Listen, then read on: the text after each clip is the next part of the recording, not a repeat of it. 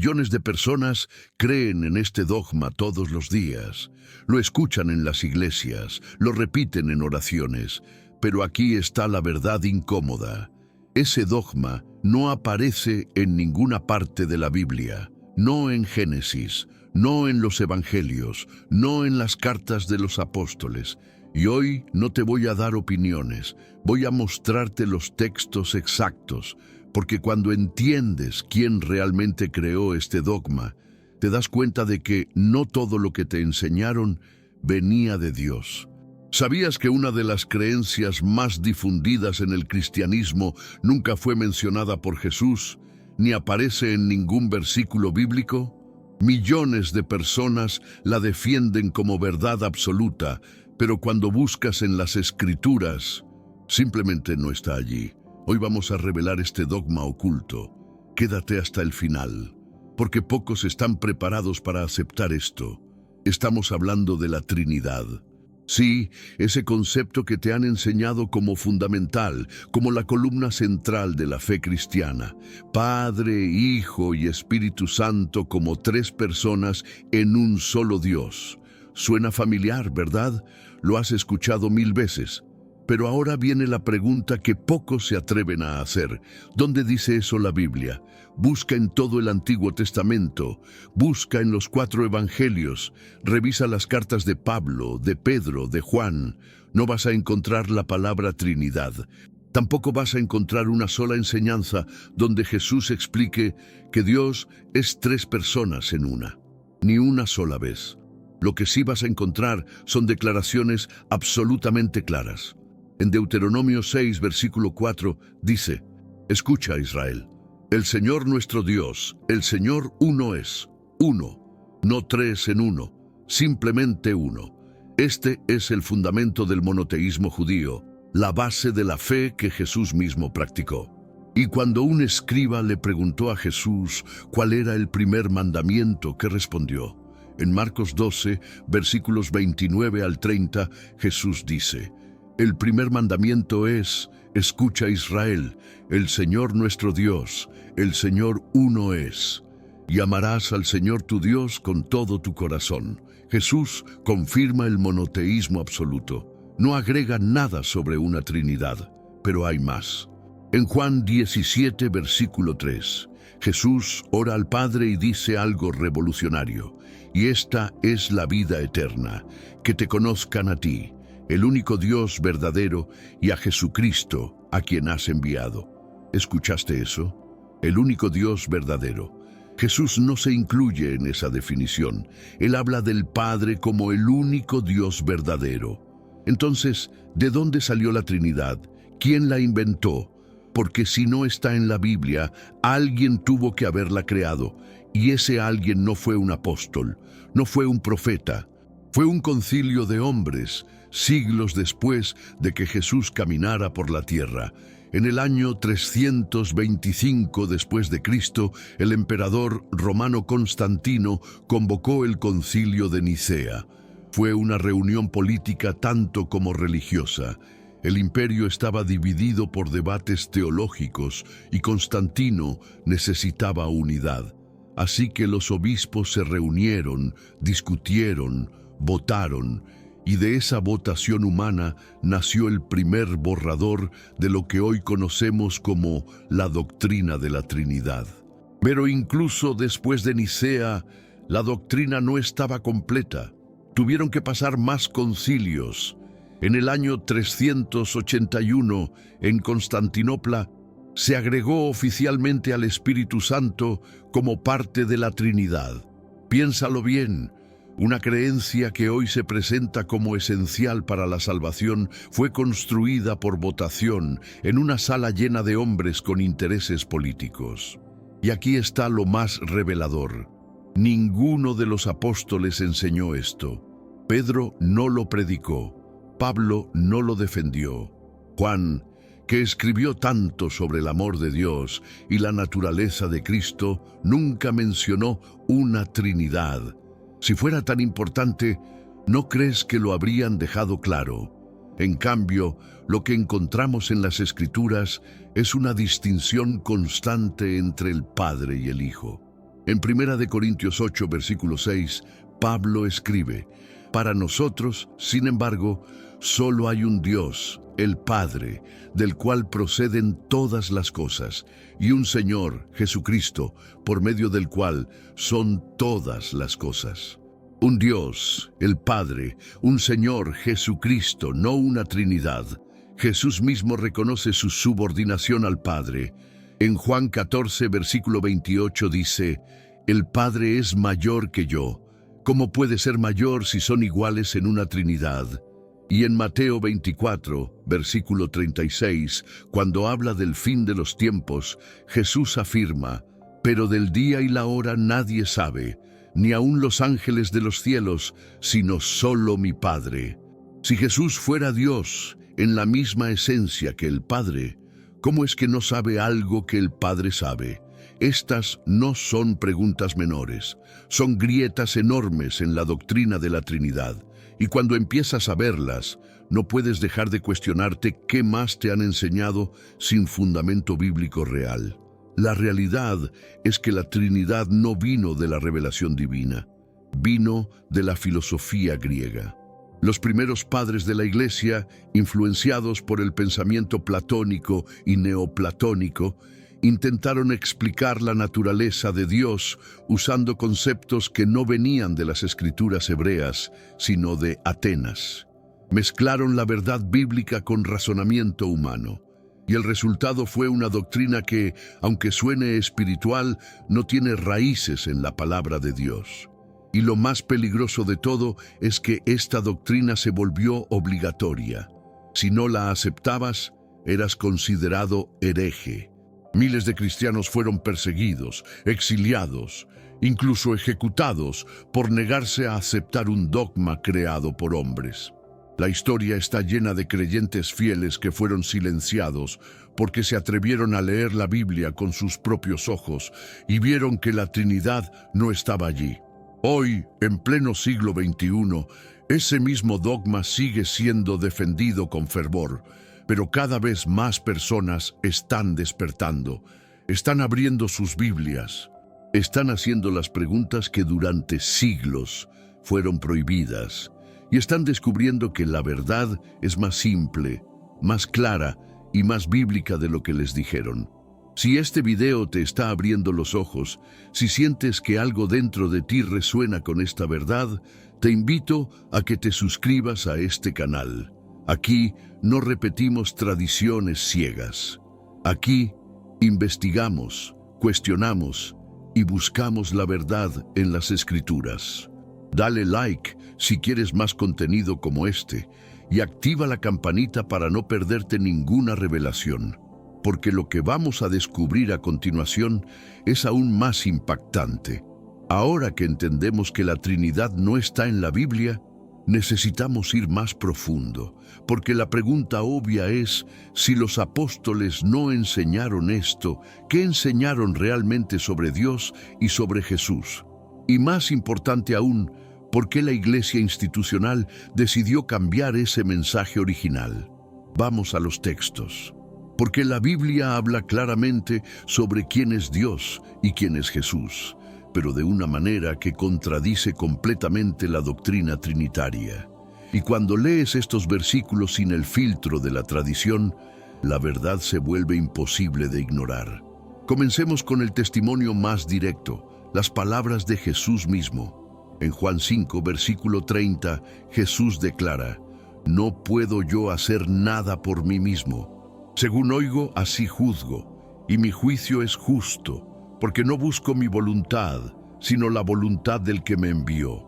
Piensa en eso por un momento. Jesús dice que no puede hacer nada por sí mismo, que su voluntad está sometida a la voluntad del Padre.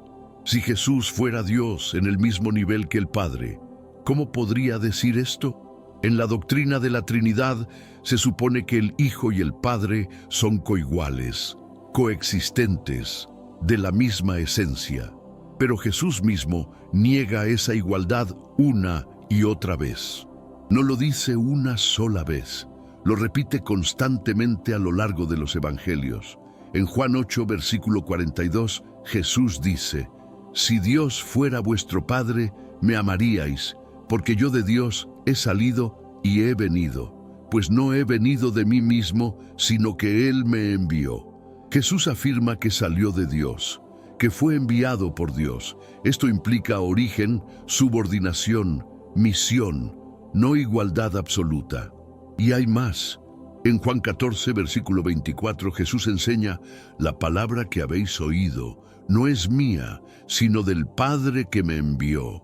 Incluso las palabras que Jesús pronuncia no son suyas, son del Padre. ¿Cómo puede ser que Dios tenga que recibir palabras de Dios?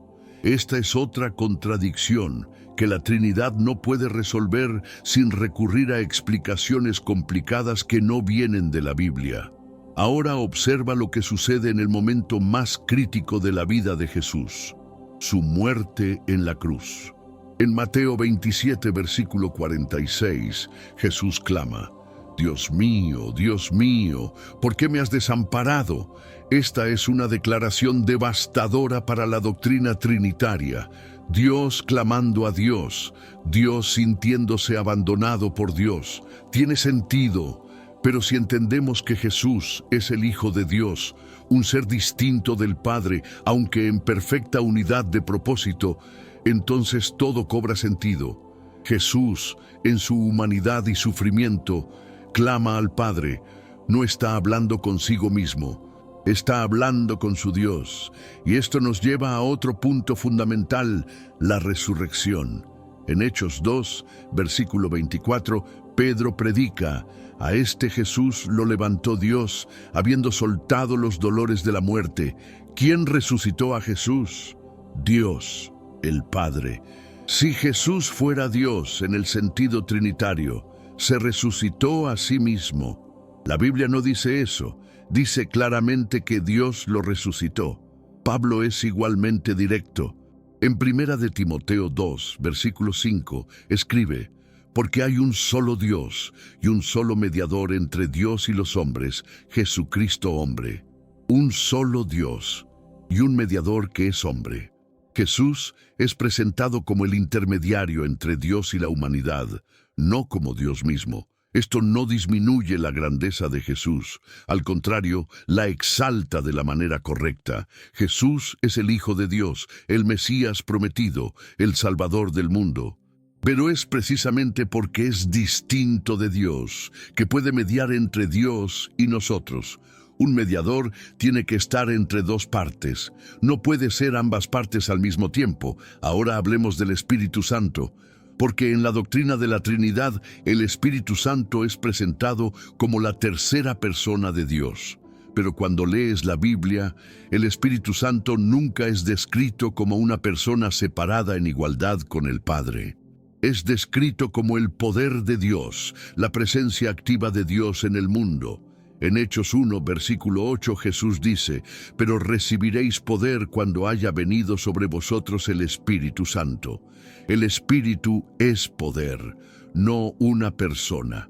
En Lucas 1, versículo 35, el ángel le dice a María: el Espíritu Santo vendrá sobre ti, y el poder del Altísimo te cubrirá con su sombra.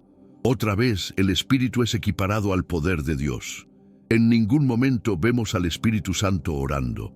En ningún momento vemos al Espíritu Santo siendo adorado de manera independiente.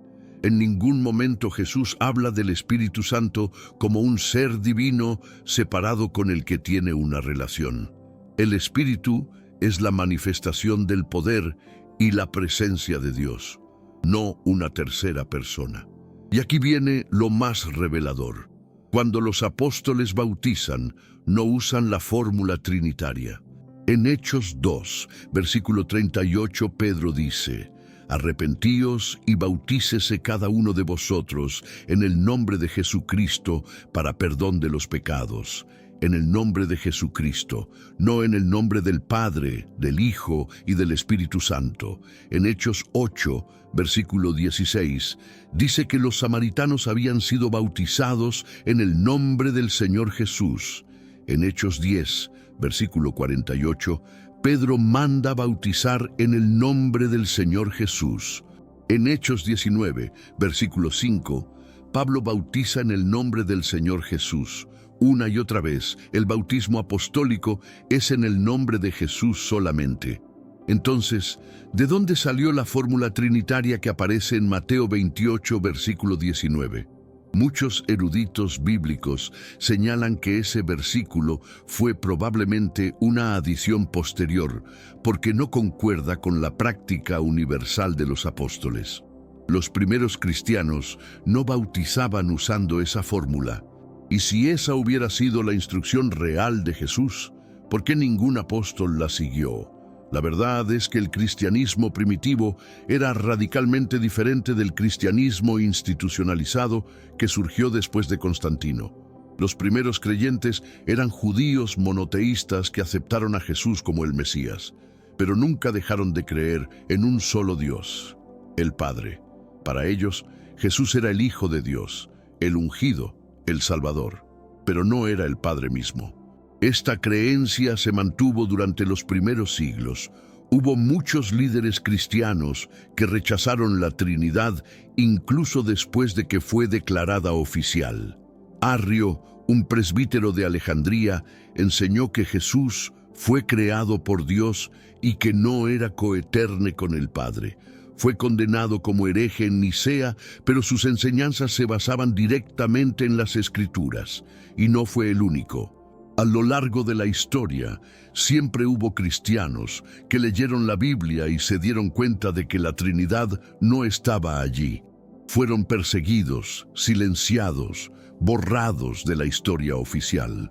Pero su testimonio sigue vivo en los textos que dejaron, en las preguntas que plantearon, en la valentía que mostraron al defender la verdad bíblica por encima de la tradición humana. Hoy tú tienes la misma decisión que ellos enfrentaron. Puedes aceptar lo que te han enseñado sin cuestionarlo, o puedes abrir tu Biblia y buscar la verdad por ti mismo. Puedes seguir repitiendo credos escritos por concilios romanos, o puedes seguir las palabras de Jesús y los apóstoles. Y te aseguro que cuando empiezas a leer la Biblia sin el filtro de la Trinidad, todo se aclara. Las contradicciones desaparecen, las explicaciones complicadas ya no son necesarias, porque la verdad siempre es simple. Dios es uno, Jesús es su Hijo, y el Espíritu es el poder de Dios obrando en el mundo. Esto no es una herejía, es la fe original, la fe que los apóstoles predicaron, la fe que está escrita en cada página del Nuevo Testamento y está esperando que la redescubras. Entonces, si la Trinidad no está en la Biblia, y si los apóstoles nunca la enseñaron, ¿por qué se volvió tan dominante? ¿Por qué millones de cristianos sinceros la defienden hoy como si fuera la esencia misma de la fe? La respuesta a estas preguntas revela una de las historias más perturbadoras de la cristiandad: cómo el poder político y la filosofía humana se apoderaron del mensaje puro del Evangelio. Ya mencionamos el Concilio de Nicea en el año 325, pero necesitamos entender qué estaba realmente en juego en ese momento. No era solo un debate teológico, era una lucha por el control del Imperio Romano. Constantino acababa de convertirse al cristianismo, pero su conversión fue más estratégica que espiritual. Él vio en el cristianismo una herramienta para unificar un imperio fracturado. El problema era que los cristianos estaban divididos. Algunos seguían la enseñanza tradicional de que Jesús era el Hijo de Dios, subordinado al Padre. Otros, influenciados por la filosofía griega, comenzaban a decir que Jesús era de la misma sustancia que Dios. Arrio y Atanasio representaban estos dos bandos, y la tensión amenazaba con dividir no solo la Iglesia, sino el imperio entero. Constantino no era teólogo, ni siquiera estaba bautizado en ese momento, pero era emperador y necesitaba orden. Así que convocó el concilio, no para buscar la verdad bíblica, sino para imponer una doctrina que todos tuvieran que aceptar. El resultado fue el Credo de Nicea, que declaró que Jesús era de la misma sustancia que el Padre. Pero esa declaración no vino de la revelación divina. Vino de una votación humana bajo presión política. Y aquí está lo crucial. No todos los obispos estuvieron de acuerdo. Muchos fueron obligados a firmar bajo amenaza de exilio. Arrio fue desterrado. Sus escritos fueron quemados y comenzó una persecución sistemática contra cualquiera que cuestionara la nueva doctrina oficial. La Trinidad no se impuso por convicción espiritual, se impuso por decreto imperial, pero incluso después de Nicea, la doctrina seguía incompleta. El Espíritu Santo todavía no había sido definido como parte de la Trinidad. Eso vino después, en el Concilio de Constantinopla en el año 381. Nuevamente fue un concilio político. Nuevamente hubo presión y persecución. Y nuevamente la doctrina se consolidó no porque estuviera en la Biblia, sino porque el poder del Estado la respaldaba. Durante los siglos siguientes, la Trinidad se convirtió en una prueba de ortodoxia. Si no la aceptabas, eras hereje. Y la herejía no solo significaba excomunión, significaba tortura, prisión, muerte. La Inquisición persiguió brutalmente a quienes negaban la Trinidad. Miles de cristianos sinceros fueron quemados en la hoguera por atreverse a leer la Biblia y concluir que la Trinidad no estaba allí. Miguel Servet, médico y teólogo español del siglo XVI, escribió extensamente contra la Trinidad. Argumentó que la doctrina contradecía las Escrituras y que distorsionaba la naturaleza de Dios. Por eso fue arrestado, torturado y quemado vivo en Ginebra en el año 1553. Su crimen no fue negar a Cristo, fue negar la Trinidad. Y Juan Calvino, el gran reformador protestante, aprobó su ejecución. Esto demuestra que la Trinidad no fue solo una doctrina católica. Los protestantes también la defendieron con violencia. Lutero, Calvino, todos los reformadores mantuvieron la Trinidad, aunque rechazaron muchas otras doctrinas católicas. ¿Por qué? Porque para ese momento, después de más de 1000 años de imposición, la Trinidad se había vuelto tan arraigada que cuestionarla parecía cuestionar a Dios mismo. Pero hubo quienes se atrevieron. Los anabautistas, un movimiento radical de la Reforma, cuestionaron muchas doctrinas tradicionales, incluida la Trinidad. Fueron perseguidos tanto por católicos como por protestantes. Miles murieron ahogados, decapitados, quemados. Su único crimen fue buscar la verdad en las Escrituras sin importar lo que dijera la tradición. En los siglos XVIII y XIX surgieron nuevos movimientos que rechazaron la Trinidad. Los unitarios en Inglaterra y Estados Unidos argumentaron que Dios es uno solo y que Jesús es su Hijo, no Dios mismo. Fueron marginados, atacados, excluidos de las iglesias principales, pero su testimonio siguió vivo. Y hoy, en pleno siglo XXI, millones de cristianos en todo el mundo están llegando a la misma conclusión, no porque sean rebeldes, no porque quieran destruir la fe, sino porque están leyendo la Biblia con ojos nuevos. Están descubriendo que la verdad es más simple y más hermosa de lo que les enseñaron. Porque aquí está la ironía más grande. Defender la Trinidad como esencial para la salvación contradice el propio Evangelio. En Romanos 10, versículo 9, Pablo dice: si confiesas con tu boca que Jesús es el Señor y crees en tu corazón que Dios le levantó de los muertos, serás salvo. Esa es la condición para la salvación: confesar a Jesús como Señor, creer en su resurrección. No hay nada sobre creer en la Trinidad.